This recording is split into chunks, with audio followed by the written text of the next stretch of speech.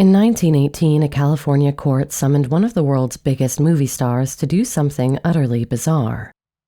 Theda Bara was called on to explain the mind of a vampire during a sensational murder trial. Only a year later, outraged audience members hurled stink bombs and threats when that same actress dared to play an innocent heroine on screen. And not long after, nearly all evidence of her once glittering career literally and mysteriously went up in flames. It was a fire that could easily have been started by the smoldering, seductive, even hungry gaze that every silent movie fan knew so well. This is the strange tale of Theda Bara, the mild-mannered Midwestern girl who, for just 4 years, became Hollywood's first femme fatale superstar, and her reign was as dramatic off-screen as it was in the silent films that made her famous. Welcome to Hollywood Mysteries.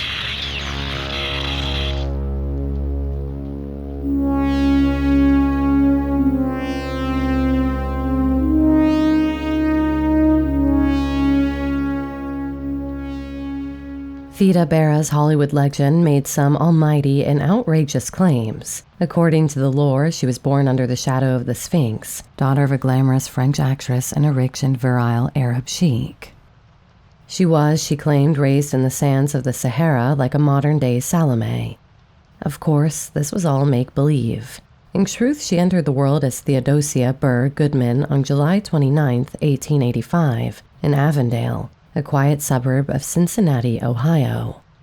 Her father was a Polish-born Jewish tailor and her mother a Swiss immigrant.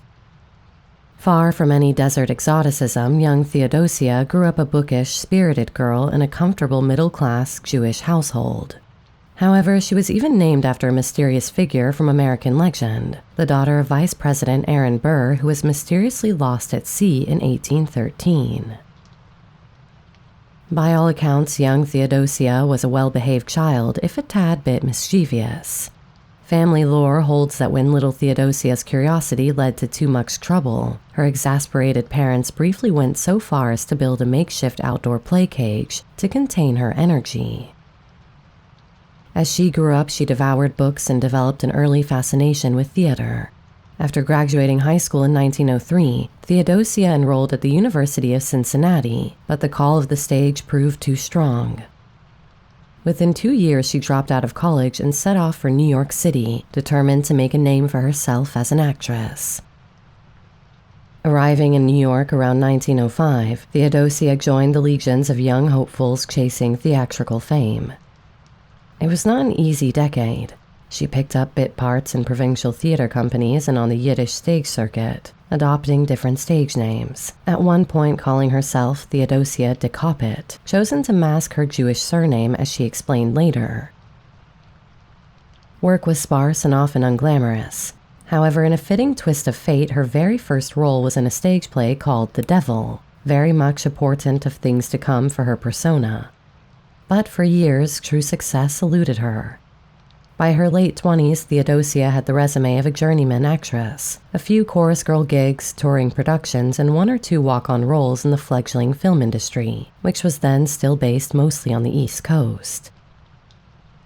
Casting directors often overlooked her. The early 1910s ideal favored willowy, rosy-cheeked ingenues, while Theodosia's figure was curvy and voluptuous, and her darker features were considered outmoded, more Victorian than the wholesome and virtuous women that were fashionable in the new American century. By 1914, she was nearing 30, and just another struggling actress with only modest credits to her name, hardly someone who looked poised to become a cultural phenomenon. Her lucky break came from a chance encounter with an up-and-coming film director named Frank Powell. She landed a tiny part in a silent potboiler called The Stain, which Powell directed. Powell was impressed by the dark-eyed intensity the little-known actress brought to the camera, even in this blink-and-you-miss-it role. So when he was hired by film impresario William Fox to helm a new motion picture, Powell thought of Theodosia. Fox's studio was looking for an unknown to star in a provocative drama called A Fool There Was, ideally someone inexpensive and hungry for the chance.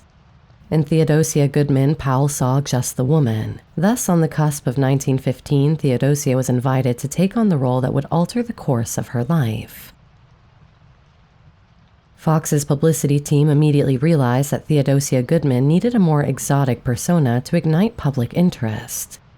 They gave her a new name, Theda Bara, which they then touted as an anagram of Arab death, certainly a provocative choice for this bookish Jewish girl's new identity. They then concocted the infamously absurd backstory about her chic father, French mother, and furthermore that she had been educated primarily in the occult arts. It was pure hokum, but in an era of playful publicity stunts, it worked like a charm. Fox went the whole hog with Theda's history. This wasn't just covering up a background that was either too dull or would invite prejudice. This was creating a creature of the underworld, a dark entity in our midst, an exotic and extremely alluring other.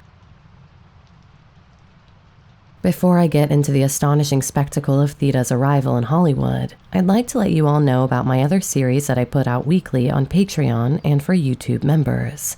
Every week, there's a new 10 to 15-minute podcast episode on some aspect of Hollywood history, with a lot of them devoted to the first couple of decades of Tinseltown. I've got everything from the dramatic story of Pantages Theater, the rise of atmospheric dancing, the first horror film of all time, and the story of the Oneida, the yacht involved in the notorious Thomas Ince death case. It's just $3 a month to get access to all of that, plus some other perks, so check out the link on screen or in the description to find out more. On Patreon, there's even a 1-week free trial so you can check out the content before you commit, and I'm certain that if you enjoy these videos, you'll love my Hollywood history series just as much. Thank you to all the supporters here and on Patreon. It's fantastic how much it has grown recently. Now, let's get back to Theda. The grand unveiling of Theda Bara to the press has become Hollywood legend.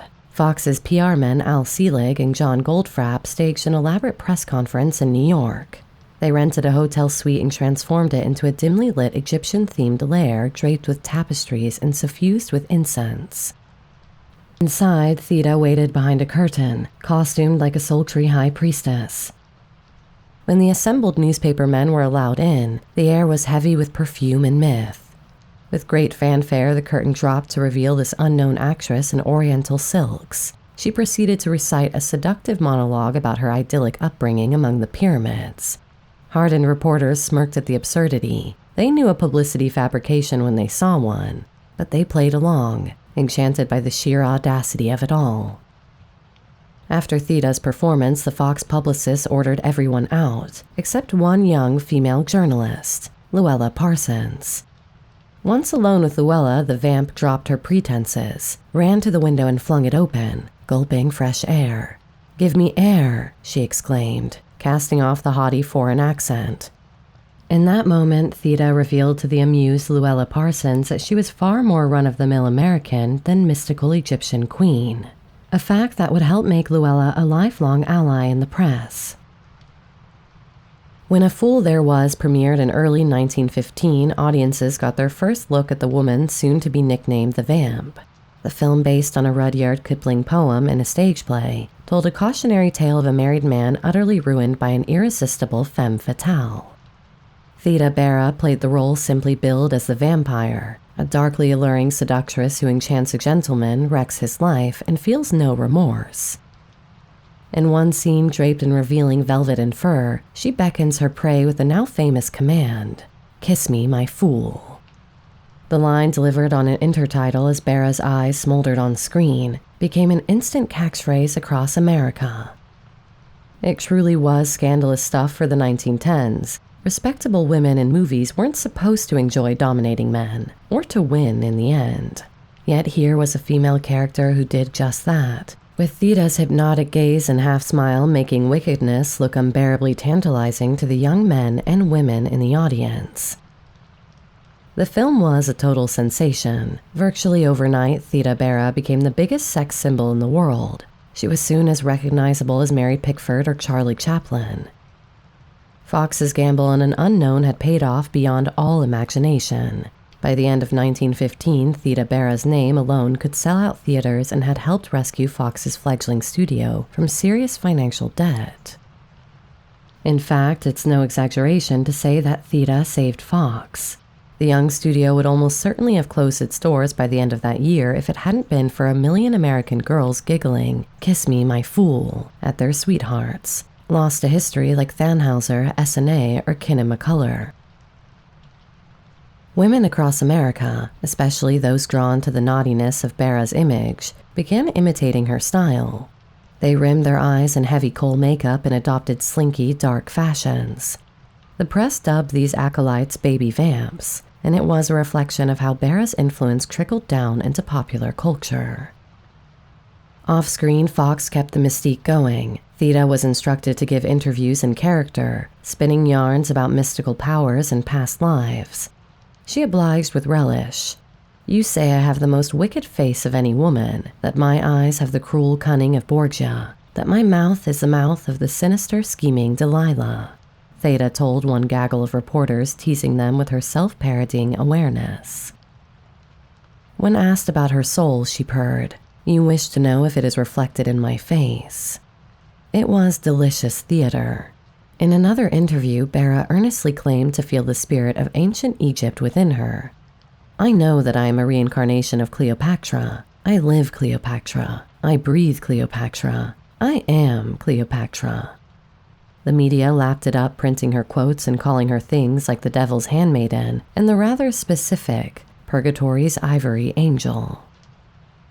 She even posed for staged photographs clutching human skulls or lounging next to a realistic-looking skeleton, visual metaphors implying she had literally fucked her victims to death.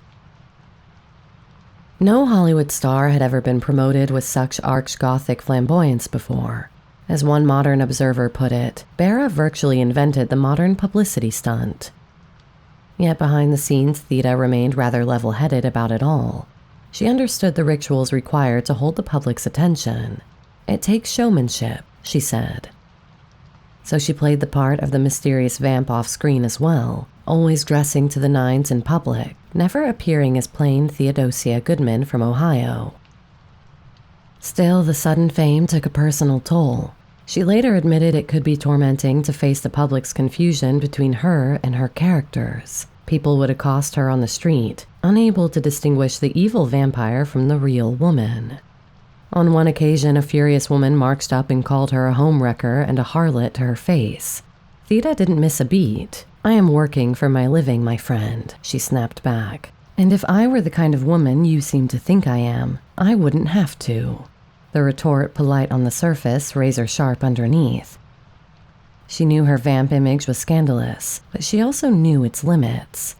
She was an actress playing a role, not a genuine destroyer of homes, and she refused to be shamed for it. And most of all, she was not about to allow anyone to imply she was relying on men to support her. Theda was a force of nature and a very independent-minded woman.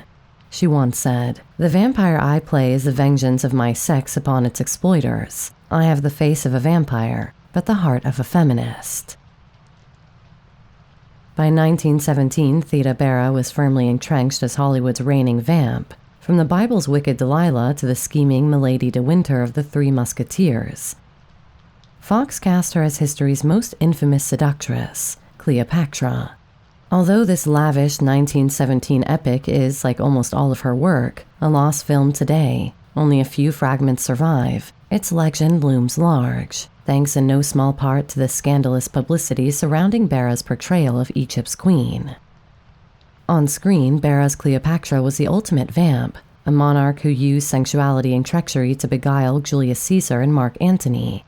Fox spared no expense on extravagant sets, and, most notably, costumes. Bara's revealing costumes in this lost silent epic scandalized censors and thrilled audiences of the World War I era. Bara appeared in one scene wearing what looked like a bejeweled metal brassiere of coiled serpents, with ruby-red snake eyes positioned over her bare breasts. In promotional stills, she posed topless except for the writhing snake bra, her arms and throat laden with Egyptian-style jewels. For 1917 audiences, it was a shockingly scanty outfit, little more than a few strategically placed coils of metal. Religious groups were apoplectic, and conservative moralists howled in protest. Some cities' censors demanded cuts or banned the film outright, scandalized by Bara's barely clad figure and the film's unabashed sensuality. All the controversy naturally only fueled public curiosity. Cleopatra became one of the most popular films of the year, and Bara reveled in her latest nickname, Serpent of the Nile. Magazines breathlessly labeled her Hollywood's first sex symbol, and indeed Bara arguably was. In an age when most actresses projected innocence or wholesome charm, Theda flaunted a dark allure that felt thrilling and forbidden. She played pagan goddesses, evil queens, and devilish sirens with equal gusto. One Fox publicity poster simply billed her as the wickedest woman in the world, which was an allusion to the infamous occultist Aleister Crowley, and millions of moviegoers bought tickets to watch this wicked woman work her wiles. The impact on popular culture was immense. Songs were written about Theda Bara. Fashionable restaurants served a concoction called the Theda Bara Sandwich, an oddly specific mix of minced ham, pimentos, mayonnaise, and sweet pickles, served warm in her honor. There was even a branded perfume inspired by her, all heady, spicy notes evoking an oriental scent. Baby girls were named Theda in burgeoning New Age and occult ceremonies. At the peak of her fame in 1918, she was reportedly the third most popular movie star in America. With fame, however, came its shadowy counterpart, infamy. As I mentioned, some in the public couldn't separate Bara from the sinful woman she embodied, and as her fame grew, so did the general sense of revulsion towards her. In a superstitious time, many ordinary people were outright terrified of her. She later recounted how certain restaurants refused to serve her, and on at least one occasion during the mid-1920s, a nurse refused to admit Theda's own husband to a hospital, on the bizarre assumption that Theda's presence meant something immoral was afoot. Such incidents reveal the peculiar backlash Theda faced. She was adored on screen, yet in real life some viewed her as a genuine threat to decency, and indeed life occasionally imitated art in unsettling ways.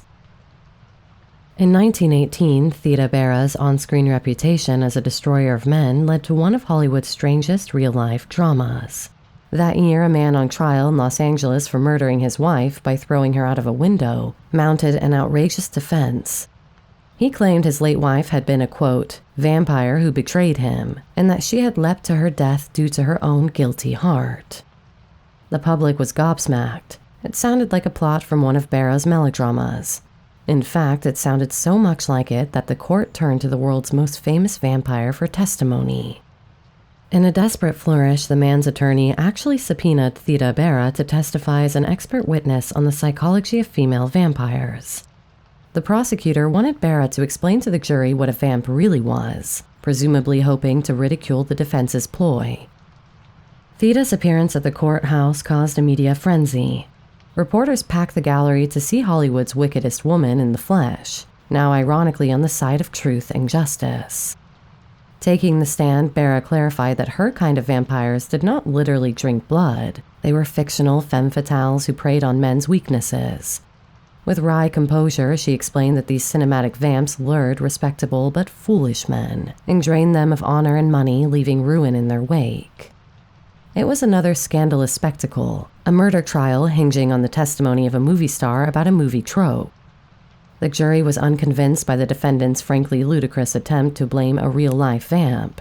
The sensational trial ended with a conviction, but not before cementing Theda Bara's notoriety even further. The incident made headlines nationwide, and her name jumped from pop culture to serious news. It proved just how deeply her vamp persona had penetrated the public consciousness, to the point that even a murderer thought he could invoke Theda Bara as an excuse for his crime. Amidst the whirlwind of fame, Theda Bara began to feel confined by her own shadowy image. By 1918, she had portrayed dozens of sinful seductresses. "I will keep doing vampires as long as people sin," she once said slyly, suggesting she'd supply society its moral lessons on screen as needed. But privately, she yearned to show another side of her talent. She later asserted that by playing loose women who met horrific ends, she was actually warning audiences. "I believe that humanity needs the moral lesson," Bara said of her vamp roles. Still, she didn't want to be typecast forever as a cinematic succubus. In 1918 and 1919, while still under contract with Fox, Theda pressed the studio to let her try more wholesome roles. Occasionally, they acquiesced. One notable departure was a film adaptation of Romeo and Juliet, in which Theda was cast as Shakespeare's innocent Juliet. It was a daring experiment. Can the most famous vamp play the second most famous virgin? As a woman in her 30s, Bara was a bit mature for the teenage Juliet, but she gave it her all. The production even featured a morbid twist ending, perhaps to better suit Bara's brand, although it might have had Shakespeare turning in his grave. Juliet briefly revives from her potion-induced coma to share a zombified final death scene with Romeo. Reviews for Romeo and Juliet were polite, acknowledging Bara's effort, but it was clear audiences missed her in a darker mode. A few other non-vamp vehicles like the overwrought mother-love drama Under Two Flags and the Victorian weeper East Lynne came and went without much fanfare. The public simply wanted Theda to be bad. Nonetheless, she persisted in seeking a reinvention. In 1919, Theda seized on a project called Kathleen Mavourneen, a popular old Irish romantic drama, as her chance to play a pure-hearted heroine. Fox agreed to cast her as Kathleen, a virtuous peasant girl. For the first time in her career, Bara appeared on screen as a wholesome ingenue. No kohl-rimmed eyes, no suggestive gowns, but rather a modest Irish lass pining for love. She was optimistic. Filming Kathleen Mavourneen even proved personally rewarding when she fell in love with the film's young British director, Charles Brabin. By the time shooting wrapped, Bara was perhaps as happy as she'd ever been, creatively challenged, newly in love, and hopeful that the public would accept this fresh image of her. Early trade press reviews were positive. It seemed Theda might successfully transition from vamp to virgin. She was wrong. When Kathleen Mavourneen opened, it met a firestorm of controversy, but not the kind Bara was used to. This time, the outrage came from Irish-American groups who were furious on 2 counts. First, they objected to the film's depiction of poverty in Ireland, seeing it as an insult to their heritage. And second, many were incensed that a Jewish actress had been cast as Ireland's beloved fictional daughter. Anti-Semitic sentiment, which simmered hotly between Jews and Irish in that era, boiled over. Protesters disrupted screenings of the film. Riots broke out in some theaters, with demonstrators rolling stink bombs down the aisles to clear the rooms. Pamphlets were circulated decrying the casting of, quote, a Jewess as Kathleen. Bara even received multiple death threats for daring to portray Kathleen. The shock to her was immense. She had expected criticism in her vamp days, but not for playing a gentle heroine. The very attempt to shed her wicked image became a public fiasco, and also serves as a reminder that the fundamental debate over cultural appropriation, diversity, and representation in cinematic roles predates our current era by a very long way. The failure of Kathleen Mavourneen in 1919 was more than a box office flop. It was a personal and professional calamity for Theda. For Theda, who had spent years hiding her Jewish identity behind exotic aliases, it was a cruel twist of fate. Now her real background was front-page news, twisted into a cause for public ire. Fox Studios, seeing the debacle unfold, quickly pulled the film from some venues. The damage, however, was done. The film tanked. This was not the kind of controversy that generated curiosity, but instead kept people away. Theda was heartbroken. Notably, throughout the ordeal, not a hint of personal scandal was attached to Bara herself. She was, by all accounts, a well-behaved star with a quiet off-screen life. But the idea of Theda Bara, the vamp, the outsider, had become polarizing. In an era of rising nativism and intolerance, her sudden visibility as a Jewish woman playing an Irish role made her a target in ways she hadn't anticipated. The fallout from Kathleen Mavourneen effectively ended Bara's reign at the top. William Fox had banked on his vamp to draw crowds, but now the public's fickle tastes were shifting. World War I was over, the roaring 20s were on the horizon, and a new kind of heroine was coming into vogue, the carefree flapper, epitomized on screen by bright young things like Clara Bow. Theda, with her heavy-lidded mystique, was becoming passé, again. Fox Studios quietly decided not to renew her contract when it expired in 1919. After 4 years as their top star, she was cut loose. She was only 34 years old, but in Hollywood's harsh calculus, she was an aging icon associated with yesterday's style. In the wake of her Fox career, Theda found herself at a crossroads. One bright spot amid the disappointments was her romance with Charles Brabin. The two had fallen deeply in love on set, and Bara likely took solace in that personal happiness as her professional life hit turbulence. They married in 1921, and Theda, an outspoken feminist, surprised friends by wholeheartedly embracing domestic life. She seemed relieved to retreat from the limelight and into a domestic routine that resembled her own upbringing. She effectively retired, partly because she was simply over the Hollywood grind, and partly because Brabin, a conservative, quote, didn't love her working. The two settled into a comfortable life together in Los Angeles. They never had children, but remained devoted companions for the next 3 decades. Bara's retirement from film was not entirely abrupt, however. She made a few last attempts at the spotlight. In 1925, she took a role in a stage play called The Blue Flame, hoping to prove herself as a serious actress on Broadway. Unfortunately, critics were unimpressed. One wrote that Bara was hesitant and even unintentionally amusing in her performance. The sting of those notices convinced Theda to step back again. One of her final screen appearances came in 1926, not as a deadly vamp, but in a tongue-in-cheek comedy short called Madame Mystery. Produced by Hal Roach and co-directed by young Stan Laurel, Madame Mystery featured Theda Bara poking fun at her own image. She played a spoof of a vampy secret agent, swanning through the too-real farce with exaggerated seductiveness. At 41, Bara proved game for the joke, demonstrating she understood how over-the-top her persona had always been. It was a modest but witty swan song on film. After that, she truly left the soundstage behind. If Theda missed the adulation of fame, she rarely let on. By all accounts, she slid gracefully into the role of a society hostess and Hollywood matron. She and Brabin bought a spacious Tudor-style mansion, where Bara became known for throwing elegant dinner parties.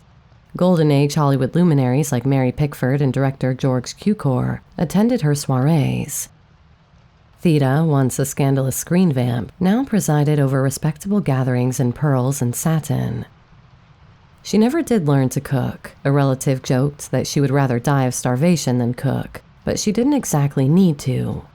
Theda had made a fortune in her Fox years. At her peak, she earned $4,000 a week, roughly $55,000 in today's dollars, and she lived comfortably ever after. The notorious vamp had become, of all things, a rather conventional society lady.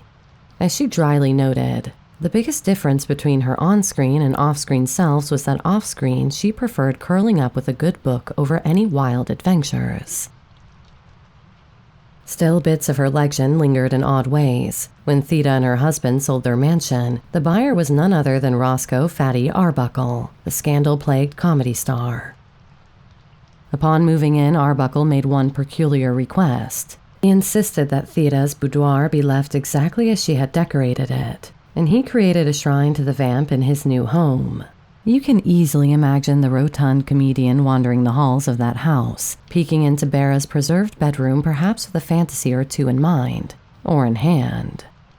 Such was the lasting allure of Theda Bara. Even in absence, she inspired fascination among fellow luminaries. She really was the dark godmother of all Hollywood. As Hollywood moved on to new stars and eventually to talking pictures, Bara's acting style, like those of many silent actors, came to seem laughably outdated to new audiences. In the 1950s, I Love Lucy famously spoofed her. Lucille Ball's character brags she watched Cleopatra 20 times, prompting another character to quip sarcastically, "She means the one with Theda Bara," insinuating that Bara's 1917 performance was practically from the Stone Age. Such jibes made Theda chuckle, and it's worth noting that Lucille Ball was an actual silent era buff who idolized the likes of Bara and co. She was secure in her legacy and didn't mind being the butt of a joke. In truth, she had always been in on the joke. Theda Bara lived out her later years contentedly, far from her once notorious spotlight. She remained happily married to Charles Brabin until the end of her life, their partnership unmarred by the scandals that plague so many Hollywood couples. In the 1940s and early 50s, Theda occasionally gave interviews to nostalgic journalists or welcomed film historians who sought her reminiscences of the silent era. She would greet them graciously in her well-appointed home, a petite, polite woman who by then looked more like someone's charming grandmother than a vampiric man-eater. Only her eyes, those large, dramatic, soul-hungry eyes, still carried a hint of the smolder that had captivated a generation. In her final interview, she mused about the art of silent acting. Critics in later decades had mocked the exaggerated gestures of the silent stars. Theda defended it as necessary.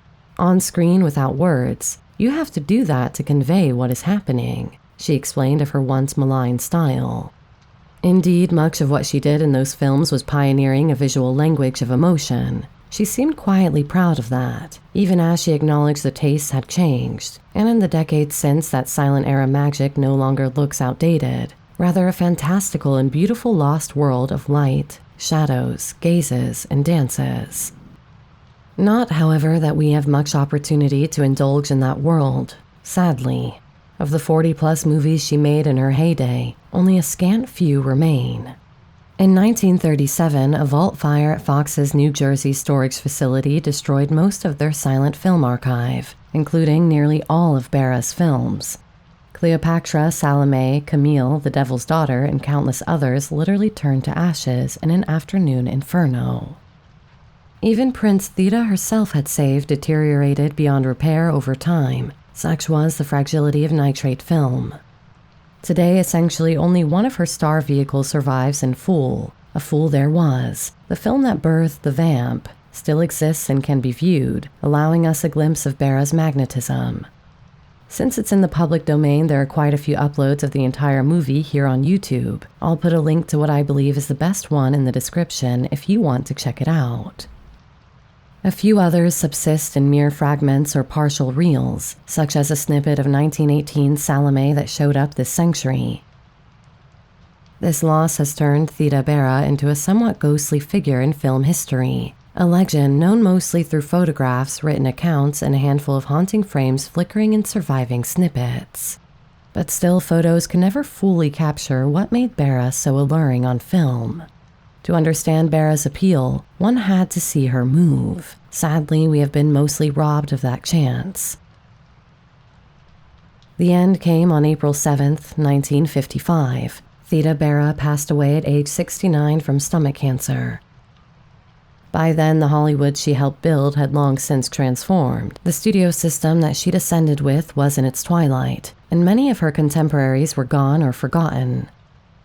Her funeral was modest. She was laid to rest in a simple crypt in Los Angeles, not far from the graves of other silent luminaries. The epitaph on her niche reads not Theda Bara, but Theodosia Brabin, reflecting the real name and married identity of a woman who had lived two very different lives. Though decades have passed since she last graced the silver screen, Theda Bara's legacy endures in ways even she might not have imagined. She was, in effect, Hollywood's first bombshell, a prototype for every femme fatale and sex symbol to follow. Without Theda's slinking, predatory vamp, who knows if we'd have the likes of Barbara Stanwyck's cold-blooded seductress in Double Indemnity, or the dangerous allure of later noir sirens. Bara made it possible for audiences to root for the bad girl, to be entranced by an actress who made sex and evil into an irresistible cocktail. She brought a dark eroticism into American cinema, channeling both society's fears and its secret desires during a time of social change. In the end, Theda Bara's story is as rich and ironic as any of her films. A nice Jewish girl from Ohio transformed herself, with the studio's help, into a lethal Egyptian enchantress, conquered Hollywood, scandalized a nation, and then watched that fame vanish like a silent movie fade out. She was a comet that burned bright and brief across the silent era sky, but her glow never entirely faded. More than a century later, we still feel the heat of the once wicked woman who, for a brief moment in time, had the whole world under her spell. So that's it, Hollywood Mysteries episode 100. In case you missed it, this episode was the result of a months-long tournament I held so that my subscribers could pick the subject for this landmark video. I have to say I was utterly delighted that Theda won, and I can reveal that I was going to cover her anyway before I came up with the idea for the tournament. So I'm very happy we all agree on how special she was. If you'd like to join in with future subscriber polls and tournaments, then make sure to hit subscribe. Thank you for watching. I've been your host, Ava. Until next time, sweet dreams.